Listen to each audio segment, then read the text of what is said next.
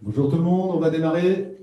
Je m'appelle Eric Anglaret, je suis enseignant en matériaux et MSI et je suis également directeur délégué aux relations internationales. Donc c'est moi qui vais ouvrir cette session d'information sur les mobilités internationales. Ensuite, je passerai la main à notre collègue chef du bureau des relations internationales, Sandra Durand, et à son équipe. Et également, on a deux collègues du CFA qui sont venus nous expliquer, et qui viendront vous expliquer à vous comment vous avez travaillé avec eux. Qu'est-ce que ça vous évoque, tous ces mots-là qui sont sur l'écran? De l'anglais, bravo, un bon point. Quoi d'autre?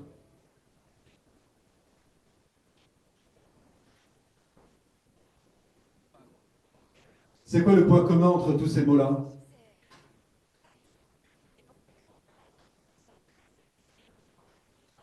Vas-y. Les compétences que vous acquéreriez, ce que vous allez acquérir, comment? Vous allez acquérir comme ça. C'est toutes les compétences que vous allez mobiliser. Ah, désolé, non, c'est pas possible. Tu peux ouvrir la porte là-haut si tu veux. Donc, ce sont toutes les compétences que vous allez acquérir et mobiliser pendant votre mobilité internationale. Une mobilité internationale, c'est l'occasion d'avoir une expérience interculturelle. C'est l'occasion de colorer votre formation, de personnaliser votre formation. C'est bien sûr l'occasion d'approfondir encore la compétence de langues étrangères, hein. Vous venez de me montrer que vous parlez déjà un petit peu anglais. Vous allez pouvoir approfondir cela. Et c'est l'occasion également de monter un projet. C'est un vrai projet, cette mobilité internationale. Il faut la préparer, la faire valider, la financer, la réaliser, etc. Donc il y a beaucoup de compétences de l'ingénieur qui sont effectivement mobilisées à ce moment-là. Cette semaine, c'est la semaine internationale. Aujourd'hui, c'est une session d'information qui vise à vous donner les clés, les informations nécessaires pour que vous puissiez préparer cette mobilité internationale. Il y a toutes les bonnes raisons qui étaient au tableau, plus celle-ci, vous le savez, c'est obligatoire. Vous ne pourrez pas être diplômé de Polytech Montpellier si vous n'avez pas réalisé une mobilité d'un trimestre. Ça, c'est la recommandation de la commission du titre d'ingénieur qui nous autorise à délivrer le diplôme. C'est un trimestre.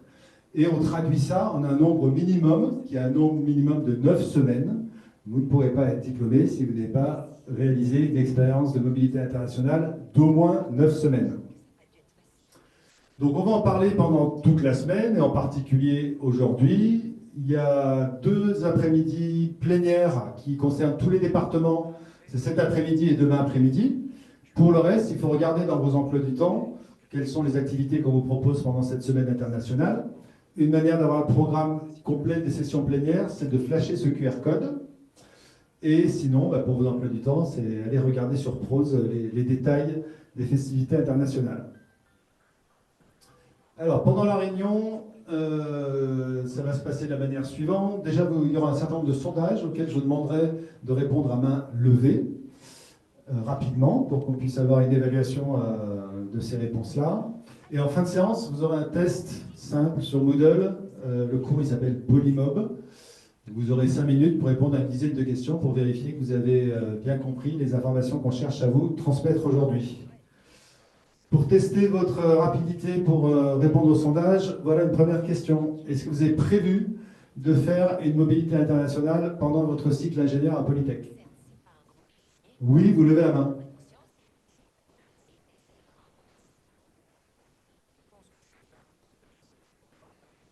Alors, ceux qui ne lèvent pas la main, est-ce qu'il y a des bonnes raisons? Toi, par exemple. Ok. Bon, normalement, tout le monde lève la main à ce moment-là. C'est pour vérifier que vous avez compris comment ça marchait et que vous avez bien entendu la première information. Vous devez faire une mobilité pendant votre cycle ingénieur ici à Polytech Montpellier. Après la réunion, vous aurez sûrement besoin d'informations complémentaires. Pour cela, vous aurez 2 interlocuteurs privilégiés. D'abord, d'un point de vue pédagogique, votre référent ou référente RI. C'est un enseignant ou enseignant-chercheur de votre département qui est spécialiste des relations internationales et qui répondra à vos questions. Il y a Jane qui est ici pour EGC, Esther qui est ici pour DO, Marianne qui est ici pour SE, Denis là-bas au fond pour MSI. Ça, c'est des questions pédagogiques. Ils valideront vos projets de mobilité au point de vue pédagogique. Ensuite, vous avez des questions administratives. On a Sandra et son équipe, Diane et Pascal, je ne sais pas s'il est encore là, qui se présenteront tout à l'heure et qui vous donneront des informations, en particulier sur les financements et sur les procédures de validation de vos demandes. Après, vous avez deux endroits où vous trouvez les informations. Sur le site intranet de l'école, rubrique Relations internationales, tous les documents qu'on vous présente aujourd'hui et dont on vous parle aujourd'hui se trouvent sur ce site-là. Et on enregistre la session actuelle et on la laisse sur YouTube pendant 1 an si vous voulez la revisionner. Donc voilà la liste des personnes habilitées à répondre à nos questions en termes de relations internationales. N'hésitez pas à les solliciter et on a également là-haut une adresse générique pour les questions administratives. Alors, dans quel cadre vous allez faire cette mobilité? Il y a deux possibilités. Premièrement, vous le faites dans le cadre d'une mission entreprise. Vous savez peut-être déjà que ça sera possible chez vous, que ça sera le cas. Et sinon, si vous le faites hors mission entreprise, il y a encore deux grandes branches. Il y a la branche stage ou job et la branche études. Donc d'abord, il faut se poser la question, est-ce qu'on peut le faire dans le cadre d'une mission entreprise? Et ça nous intéresse de savoir si vous avez déjà posé cette question-là. Est-ce que vous l'avez posée? Est-ce que vous l'avez posée à votre employeur? Est-ce que vous pensez que vous allez faire cette mobilité dans le cadre d'une mission entreprise? Vous pouvez lever la main, ceux pour lesquels c'est oui.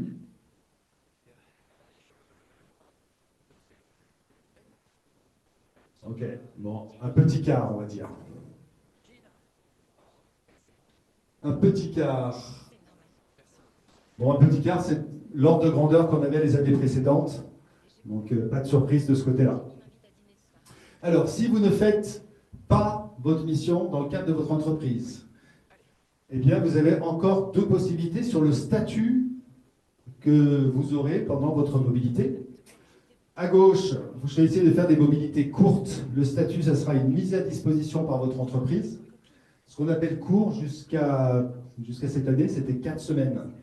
Donc, vous pourrez faire 2 fois 4 semaines. Vous allez me dire 2 fois 4, ce n'est pas exactement 9. Bon, pour l'instant, c'est pas faire autre chose. Donc, si vous partez sur des mises à disposition, vous ferez 2 fois 4 semaines. Si vous faites une mobilité longue, ça sera dans le cadre d'une mise en veille de votre contrat. Et ça durera, vous l'avez compris, au moins 9 semaines. Il va falloir préparer ce projet de mobilité à l'avance. Il va falloir le faire valider pédagogiquement par votre département, votre responsable, référent ou référente relations internationales.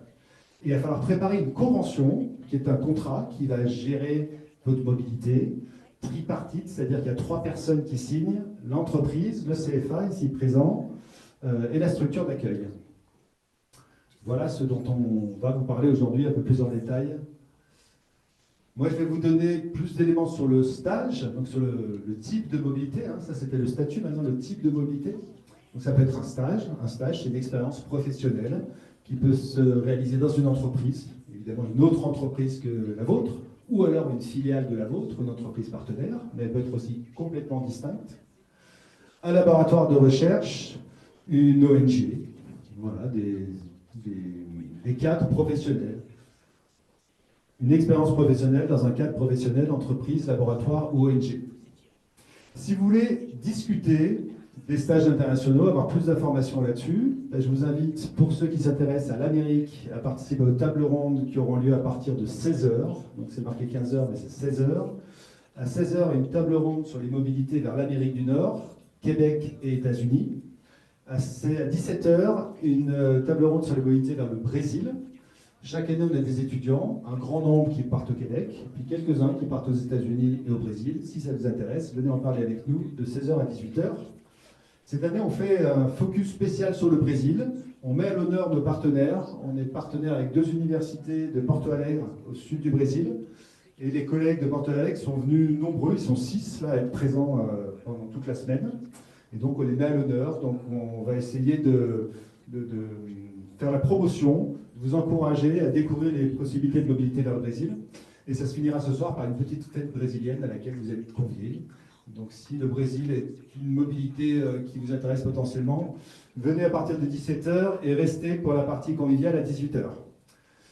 Une autre manière de préparer votre stage, c'est de parler avec les étudiants des autres années, les apprentis des autres années.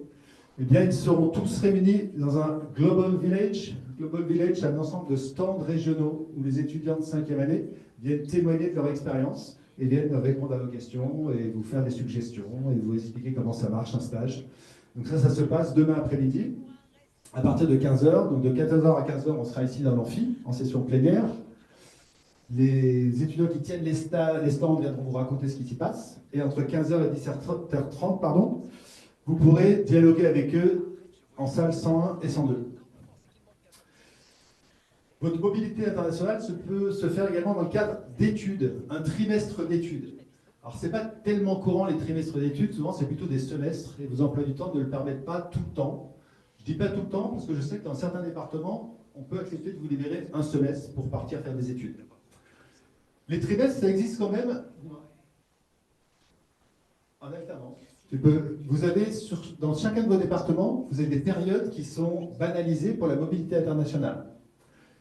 C'est rarement un semestre, mais il y a des départements où c'est négociable. Ils prendront la parole, les gens qui sont concernés. Un trimestre, c'est toujours le cas. On vous laisse toujours entre 9 et 12 semaines. Dans ce cas-là, vous pouvez, au lieu de prévoir un stage, prévoir de faire des études. Ce n'est pas forcément facile, parce que ça correspond évidemment à la période où les cours sont donnés dans l'université partenaire, mais c'est jouable. En particulier au Québec, leurs sessions, c'est des sessions de 4 mois. Donc on peut s'organiser pour suivre une session de 4 mois au Québec. Jane.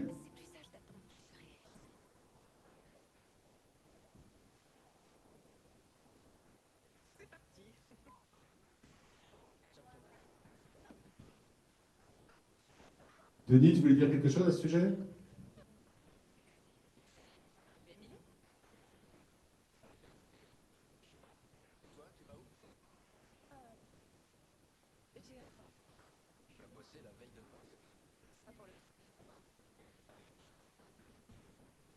Quelle durée maximum?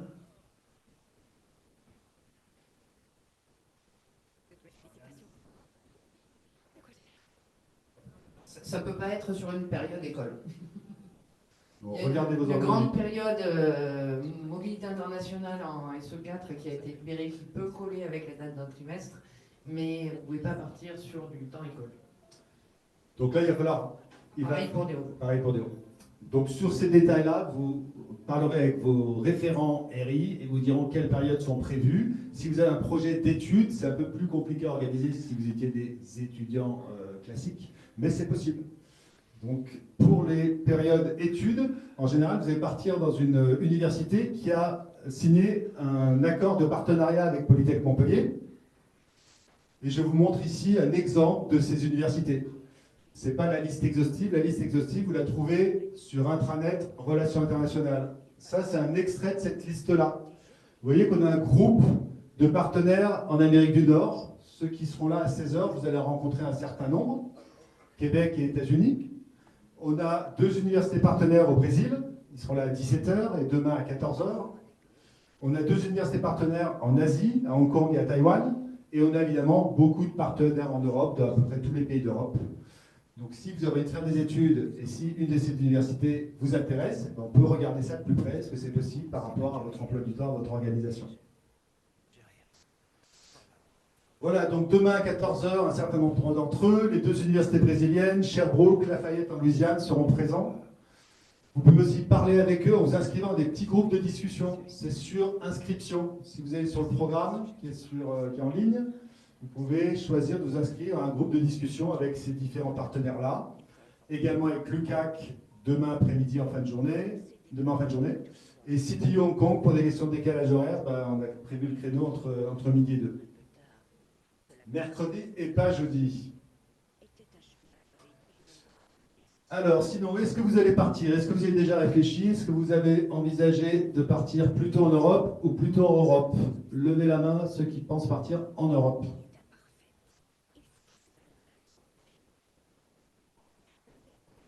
Ok, on va dire une moitié typiquement. Donc c'est relativement conforme également aux statistiques. Donc, je vous montre à nouveau les statistiques des mobilités, les zones géographiques vers lesquelles les apprentis et les étudiants sont partis ces 2 dernières années. À gauche, c'est les apprentis, ce sont les apprentis sur les 2 dernières années. Vous voyez que c'est l'année qui vient de s'écouler, on était à peu près moitié Europe, moitié hors Europe. Donc ça correspond à peu près au sondage à vue de nez.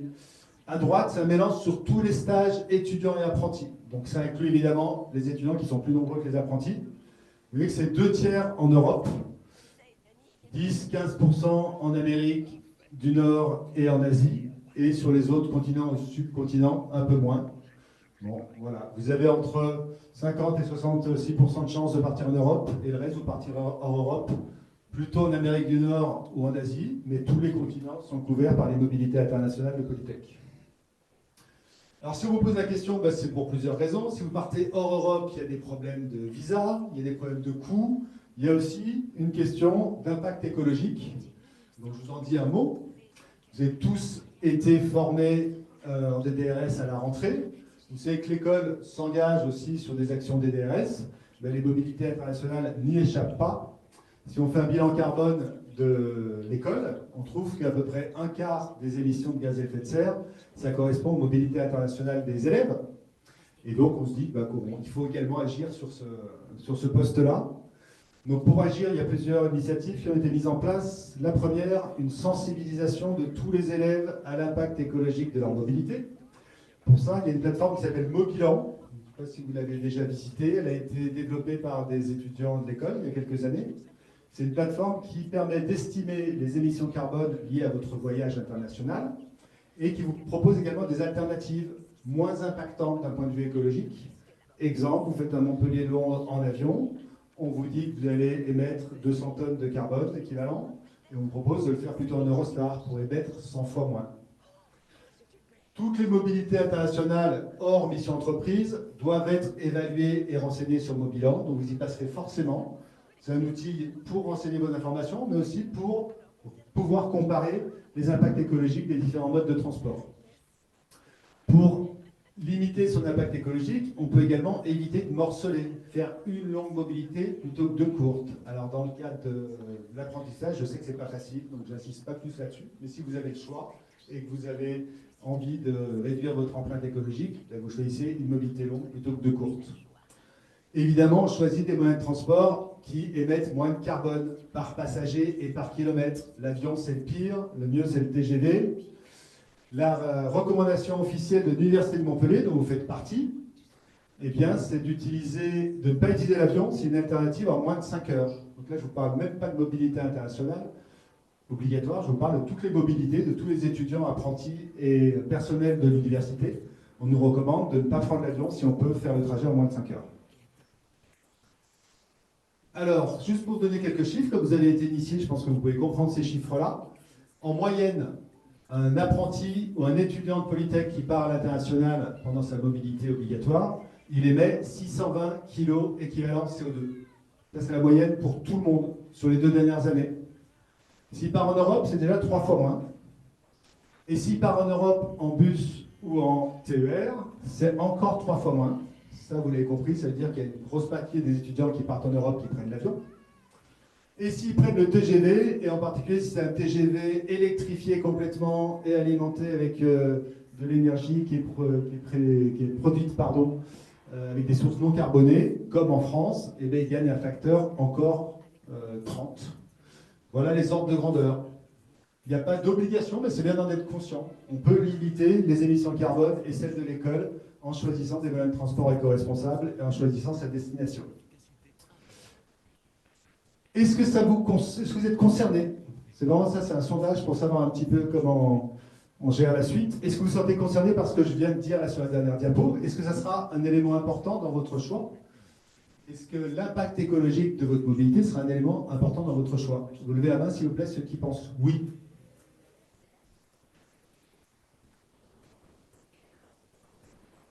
Ok, on va dire un petit tiers. Merci. Pour ce petit tiers-là, on a des moyens de nous accompagner.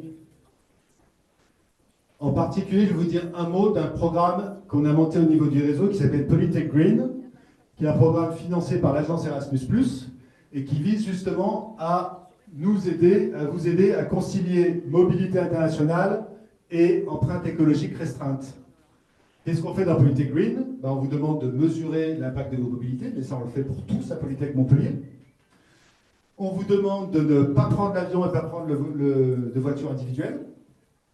On vous demande aussi de travailler sur des études, des stages ou des projets, des sujets d'études, de stages ou de projets qui sont liés à la transition écologique. Pour faire simple, qui sont reliés à un des 17 objectifs de développement durable de l'ONU. Eh bien, les étudiants qui vérifient ces conditions-là, ils peuvent être bénéficiaires d'une bourse Erasmus+, qui va les accompagner dans leur mobilité. Elle peut se superposer à d'autres bourses, et c'est Diane tout à l'heure qui vous en dira plus sur l'ensemble des bourses auxquelles vous avez accès. Ce n'est pas la seule, évidemment, c'est une bourse parmi d'autres, dont vous pouvez bénéficier si vous engagez sur des actions éco-responsables. Ceux qui s'intéressent, venez en parler avec les élèves de 5e année qui en ont bénéficié. Quand vous serez au Global Village, salle 101, 102 demain, les étudiants qui ont bénéficié de la bourse auront un logo Polytech Green. Ils vous raconteront comment ils sont allés à la Norvège en voiture, en covoiturage, comment ils sont allés en Grèce en stop, ou comment ils sont allés en Belgique en vélo. Et peut-être ça vous inspirera. Et pour ceux que ça intéresse, il y a des conférences des DRS toute l'année, et il y a également un club BDE, vous le savez, qui s'appelle Poly-Earth, et qui travaille sur ces questions-là. Donc voilà, il y a plein de manières de travailler sur, encore une fois, concilier mobilité internationale et impact écologique. Moi, j'arrive au bout de ce que je voulais vous dire. Là, je vous remontre d'une part le QR code. Flashez-le, comme ça vous serez au courant en temps réel des détails du programme.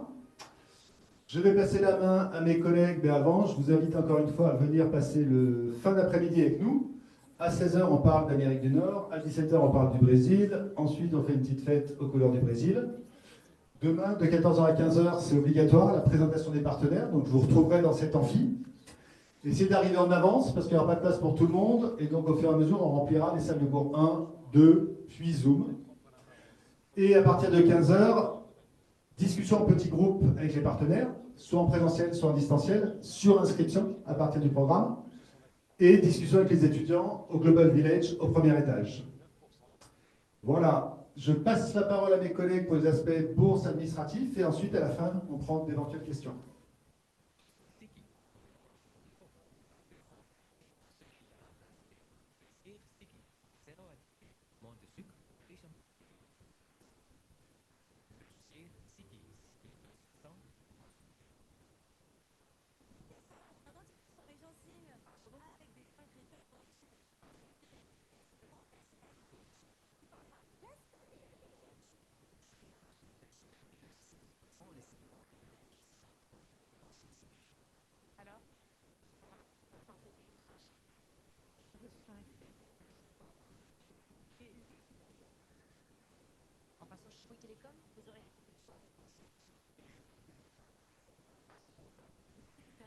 Bonjour, vous allez bien?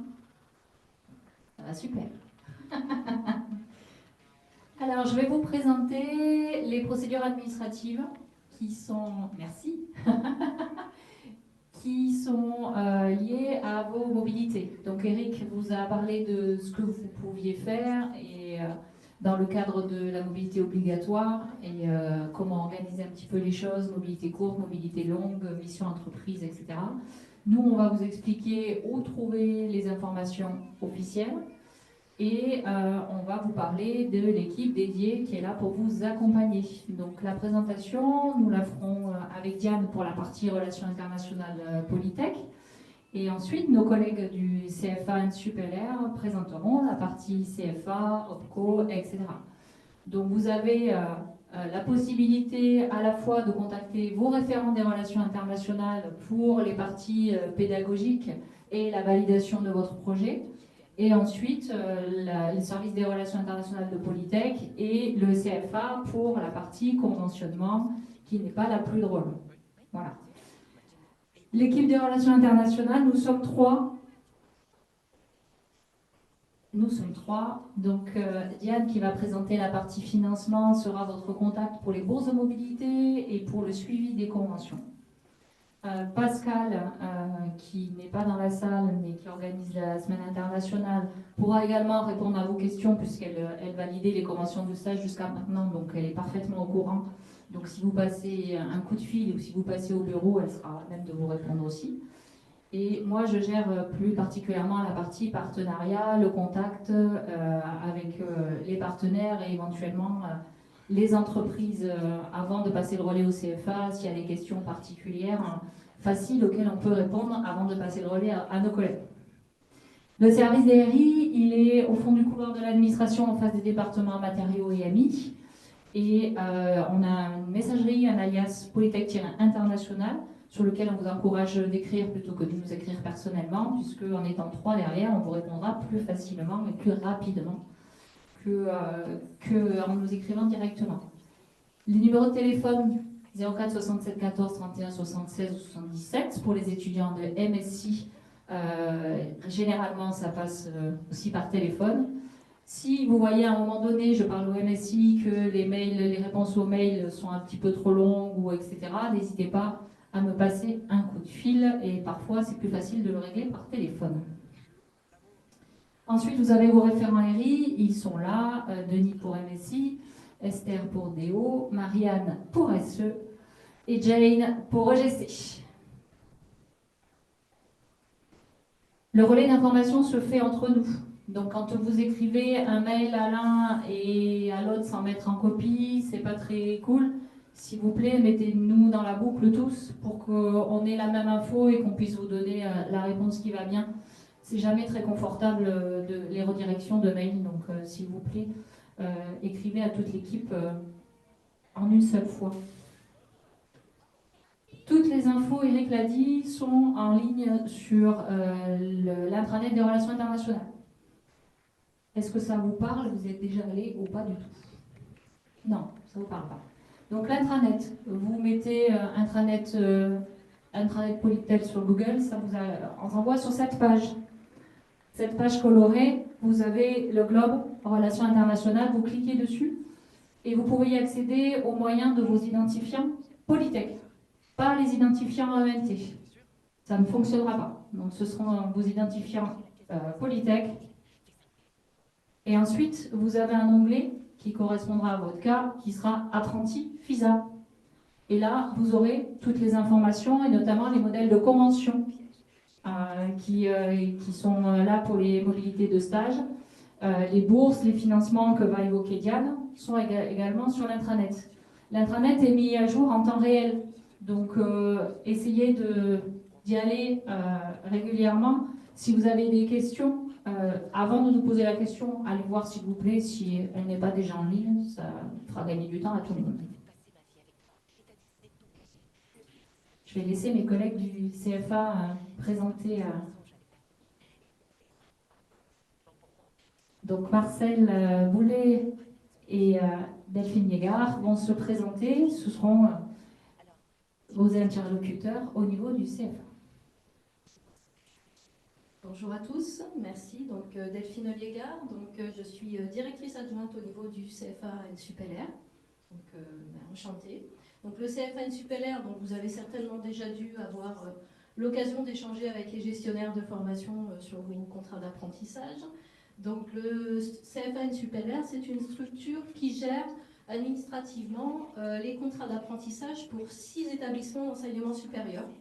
Donc, entre autres, l'Université de Montpellier qui gère le CFA NSUPLR, mais également l'Université de Perpignan, l'Université de Nîmes, l'École nationale supérieure de chimie, Supagro et l'Université Montpellier 3.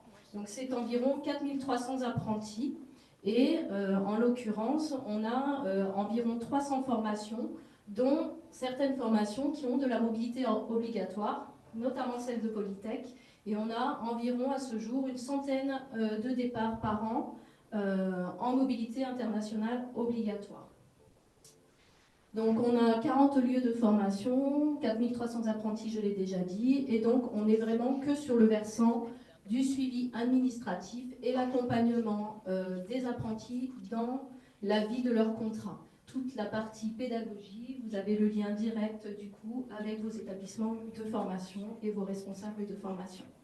Donc, par contre, je fais un petit peu une extrapolation. Si toutefois vous aviez besoin dans le cadre de la vie du contrat de l'appui du CFA sur la relation que vous avez avec vos employeurs ou des questionnements autour du contrat d'apprentissage, le bureau Affaires juridiques et aide aux apprentis est aussi à votre disposition au-delà des questions de mobilité internationale.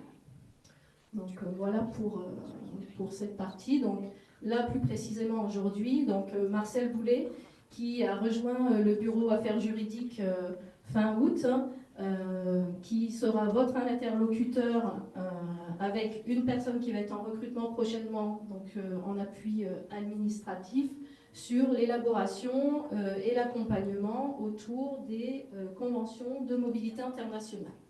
Donc de la même manière, on le verra un petit peu plus tard, on a l'adresse générique à laquelle vous pourrez adresser vos demandes, qui comptabilise derrière 3 personnes. Donc Laura Bord, que je représente aujourd'hui parce qu'elle est en congé maternité, qui est donc la chef du bureau affaires juridiques, donc Marcel, qui sera aussi destinataire de cette adresse, et la personne gestionnaire administrative à venir.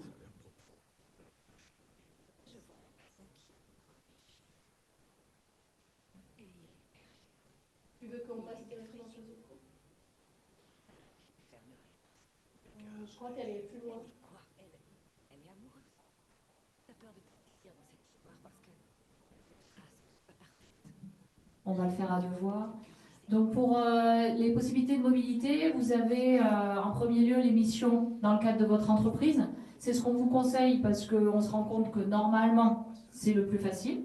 Donc vous pouvez vous adresser à votre employeur et voir avec lui s'il est prévu une mission pour une filiale, par exemple, à l'étranger. Et dans ce cadre-là, il n'y a pas de conventionnement, juste un ordre de mission de l'employeur pour que vous soyez couvert en tant que salarié pour une mission à l'étranger. Et ensuite, il y a 2 types de conventions. Pour l'instant, malheureusement, on attendait une simplification. Pour l'instant, ça n'arrive pas. Donc pour l'instant, nous avons 2 types de conventions. Pour les mobilités inférieures à 4 semaines, ça sera une convention de mise à disposition, c'est-à-dire que vous continuez d'être salarié de votre entreprise et donc sous la responsabilité de votre employeur. Il n'y a pas de suspension de contrat, mais vous partez à l'étranger, vous pouvez partir dans une autre entreprise que la vôtre, avec l'accord de votre employeur, bien sûr. Donc vous avez la possibilité, même si c'est un petit peu borderline, on le sait, de faire 2 fois 4 semaines, avec quelques jours d'interruption entre les 2 conventions. Pour l'instant, on ne sait pas faire mieux. Voilà, on ne sait pas faire mieux. On sait que ça ne fait pas 9 semaines, Eric vous l'a dit, mais ça validera quand même votre mobilité. Les jours de voyage seront compris dans la période de mobilité obligatoire qui sera validée. Ensuite, si l'employeur souhaite mettre en veille le contrat, à ce moment-là, on passera sur l'autre type de contrat, de convention qui est de mise en veille. Il y aura une validation pédagogique de la formation à Polytech, comme pour la convention de moins de 4 semaines, mais vous ne serez plus sur la responsabilité de l'employeur, mais sur la responsabilité de la structure d'accueil à l'étranger et du CFA, notamment pour les parties accidents du travail, etc. Je laisserai mes collègues compléter si besoin. Et les règles en droit du travail sont normalement celles du pays d'accueil. Voilà. En cas d'accident du travail, c'est la règle du pays d'accueil aussi. Et attention aux problèmes de couverture sociale. On vous demandera les justificatifs d'assurance, quel que soit le type de mobilité, et nos collègues du CFA veilleront aussi à ce que vous soyez bien couverts en cas d'accident. Vous voulez compléter ? Pendant la période de mise en veille, si toutefois vous partez plus de 4 semaines et que votre employeur décide de faire une mise en veille, alors je parle sous le contrôle de Marcel, mais c'est le CFA qui prend en charge les cotisations URSSAF et donc la cotisation qui est liée aux accidents du travail. Donc ça, c'est le CFA qui le prend à sa charge. De la même manière, on est en train d'étudier aussi la possibilité de prendre une assurance pour vous couvrir lors de vos mobilités. Donc, pour l'instant, c'est à l'étude, donc ça, je ne peux pas vous le garantir. Mais ça éviterait aussi qu'on ait ces vérifications sur les conventions, s'assurer que chacun a bien l'assurance qui convient. C'est surtout pour vous, donc on est en train d'étudier ça. Voilà.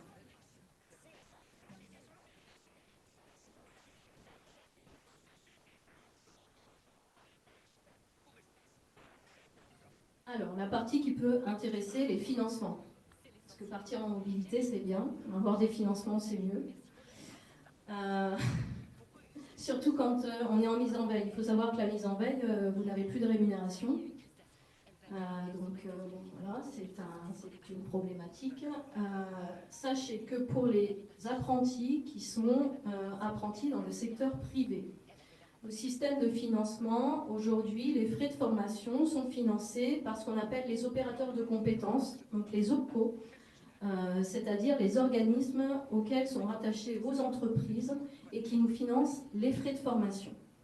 Ces mêmes organismes ont mis en place ce qu'on appelle des frais annexes, c'est-à-dire que pour financer vos mobilités internationales, chaque opérateur de compétences, donc il faut savoir qu'il y en a 11, vous pouvez très bien, l'opérateur auquel votre entreprise est affiliée n'est pas systématiquement le même, et que chaque opérateur a défini ses propres critères pour le financement des mobilités internationales. Donc ça, il faut qu'on les étudie au cas par cas.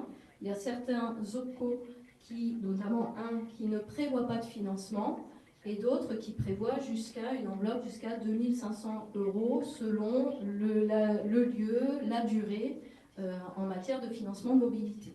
Donc ces financements sont mobilisables sur la base d'un budget prévisionnel de dépenses liées à la mobilité, dès lors qu'on en fait la demande à l'OPCO au moins à minima 1 mois avant le départ. Donc ça veut dire que déjà la mobilité doit être, si possible, anticipée pour qu'on puisse faire les formalités administratives suffisamment en amont pour qu'on puisse vous garantir un financement et un reversement en amont de votre départ, c'est-à-dire pouvoir vous verser une avance avant même d'avoir demandé les frais aux OPCO. Donc, je ne peux pas vous dire exactement pour chacun de combien sera la participation à la mobilité, puisque ça dépend du lieu, de la durée et de locaux de rattachement. Simplement, au niveau du CFA, ce qui a été décidé, c'est qu'à minima, le CFA, pour l'ensemble des apprentis, versera 1500 € par départ. C'est-à-dire que si l'OPCO, en l'occurrence Atlas, qui prévoit une enveloppe de 2500 € sur présentation des justificatifs, la personne qui aura eu plus de dépenses aura plus que 1500 €, il touchera l'ensemble des financements qu'on aura pu obtenir de l'opérateur de compétences. Mais à minima, puisqu'il y a des OPCO qui, eux, ne financent pas, on ne va pas pénaliser ceux qui dépendraient d'un OPCO qui n'a pas forcément ouvert les enveloppes pour le financement de la mobilité. On va financer à hauteur de 1500 €. Est-ce que c'est clair ou pas clair? Oui? Non, c'est dans tous les cas. Mais par contre, selon que la durée, le financement de l'OPCO n'est pas la même. Donc comme la mise en veille, c'est au-delà de 4 semaines, à partir de 4 semaines et au-delà, les montants et les critères définis par le OPCO de financement ne sont pas forcément les mêmes. Oui, non, effectivement. Dès lors qu'on était, pas quand c'est une mission entreprise, oui. Nous, on le sait. C'est-à-dire que quand vous allez nous faire passer vos conventions de mobilité ou votre projet de mobilité, on sait à quel OPCO vous êtes rattaché, donc on pourra vous dire sous quel financement vous... C'est lié à l'entreprise. Votre entreprise est affiliée à un OPCO précis. Oui.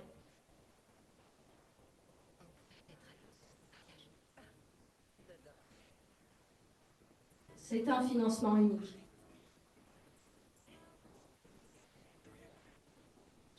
C'est pas un financement pour chaque voyage, si c'est la question.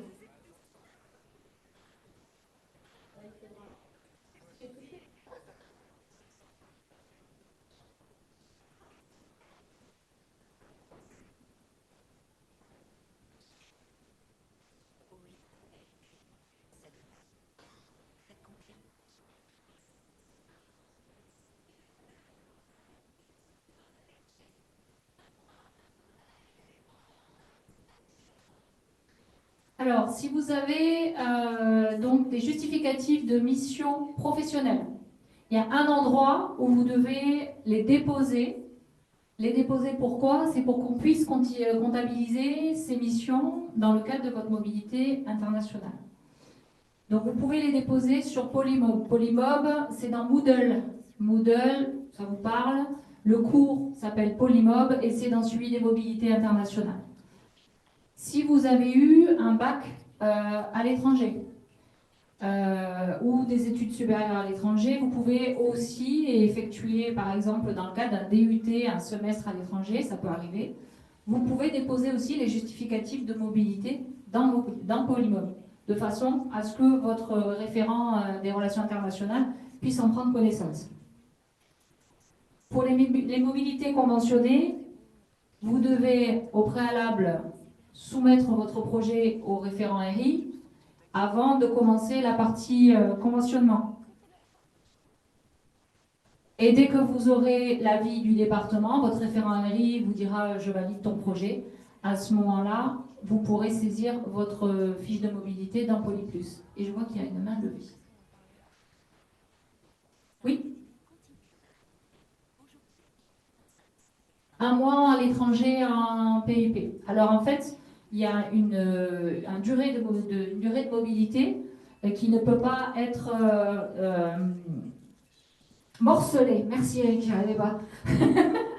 Donc vous devez obligatoirement faire 9 semaines. Donc si vous avez fait une mobilité équivalente à 9 semaines, si c'est 8 semaines et demie, on ne vous en voudra pas, on pourra vous la valider.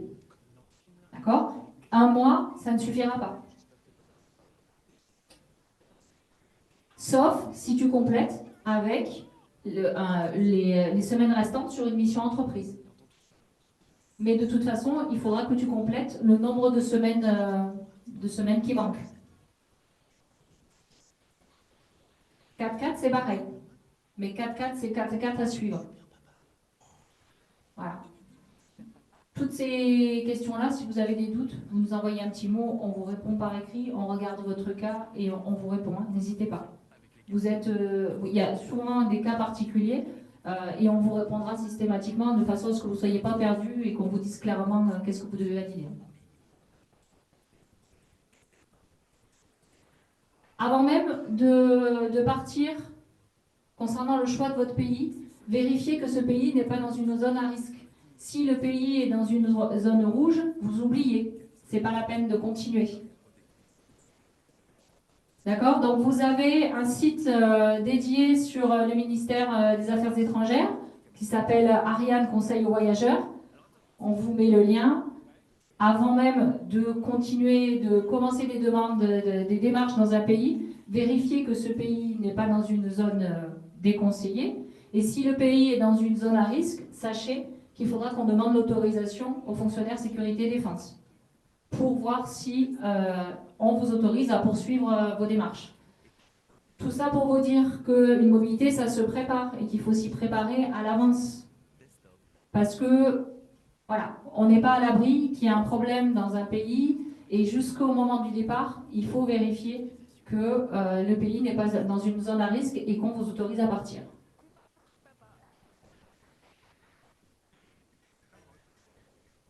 Delphine a parlé du financement des OPCO et du tableau prévisionnel de frais. On vous demande, dans la procédure de validation,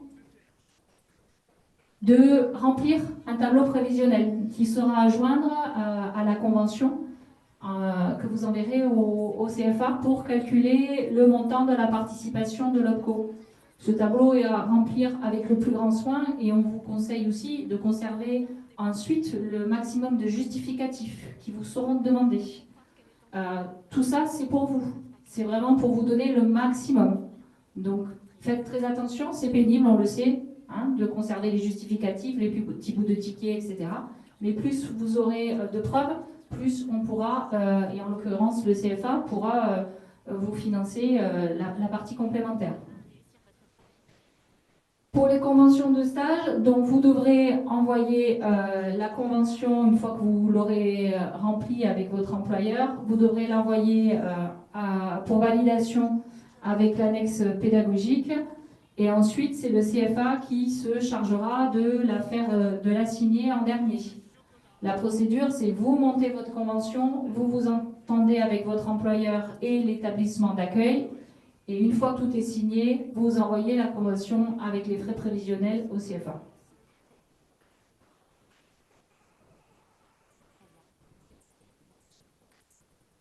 Le CFA l'a mentionné, on a parlé d'un mois, même d'un mois et demi. Si vous avez la possibilité d'anticiper le dépôt de la convention et des frais prévisionnels, vous aurez le plus de chances possible d'obtenir l'avance des frais, donc avant votre départ.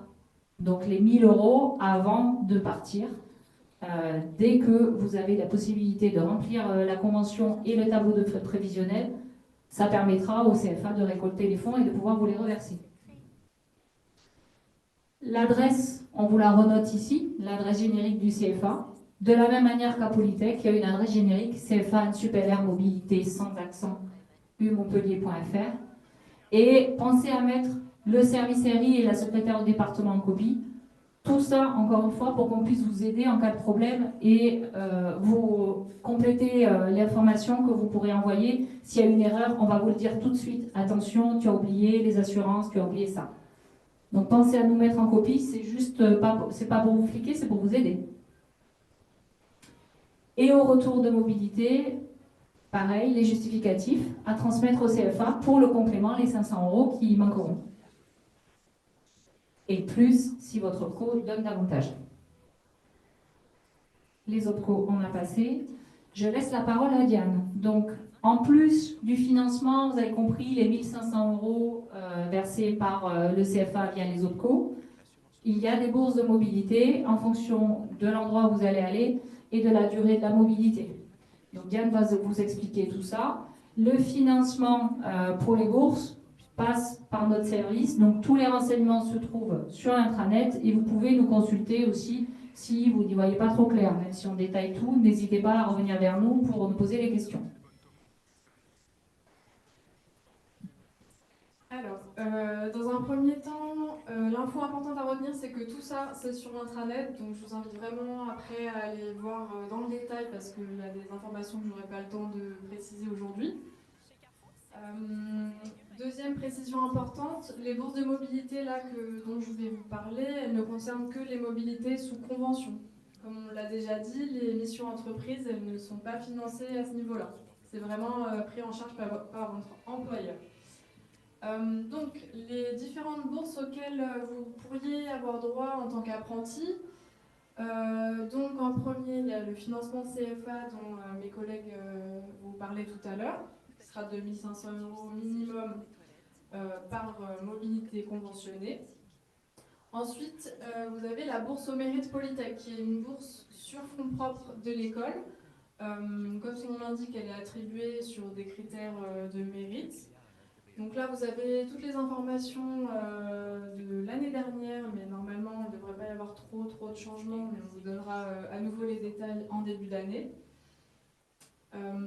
Ensuite, une bourse, donc la région Occitanie qui attribue aux apprentis une aide forfaitaire spécifique de 100 € par semaine et plafonnée à 600 €. Donc même si vous partez plus de 6 semaines, ce sera 600 €. Donc cette bourse-là, nous on vous donne toutes les informations, par contre c'est pas nous qui la gérons, c'est la région. Donc il y aura une candidature à déposer sur le site dont vous avez le lien ici. Voilà, et ensuite pour les mobilités en Europe, donc vous pourriez avoir droit à une bourse Erasmus Plus stage. Donc après les montants ils vont être différents selon le pays où vous irez. Il y a des groupes de pays selon le niveau de vie voilà, qui diffèrent un petit peu. Cette bourse elle est gérée par l'université et au niveau de l'Europe il y a aussi la bourse Erasmus Plus Polytech Green donc, dont Eric vous parlait tout à l'heure pour les mobilités éco-responsables. À noter que les deux bourses là, dont j'en parlais, Erasmus Plus Stage et Polytech Green ne sont pas cumulables. Donc si vous êtes éligible aux deux, il faudrait faire un choix entre les deux. Voilà, ça c'est une information à retenir aussi. Donc voilà, il y a tous les montants, toutes les conditions d'attribution. Après, pour ce qui est des consignes, etc., on vous donne toutes les informations en temps voulu. Ou, enfin, je vous contacte directement quand vous êtes concerné. Et voilà, donc et n'hésitez pas, pour toutes les questions, n'hésitez pas à passer au bureau ou à nous envoyer un mail. Je vous ai remis les contacts à la fin. On vous a aussi mis un schéma pour exemple. Donc là, c'est pour une mobilité de 2 mois. Vous pouvez voir un petit peu les montants, une estimation des montants auxquels vous pourriez avoir droit. Voilà. Et comme je disais, je vous ai remis les contacts donc, à retenir. C'est notre adresse générique au service Relations Internationales et celle du CFA, Service Mobilité. Je crois que j'ai fait le tour. Merci beaucoup, Avuka, Sandra, Diane, Delphine, Marcel. Est-ce qu'il y a des questions?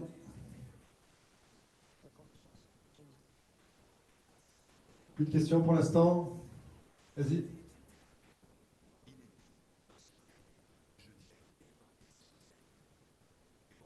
Tous les fichiers dont on a parlé sont sur l'intranet.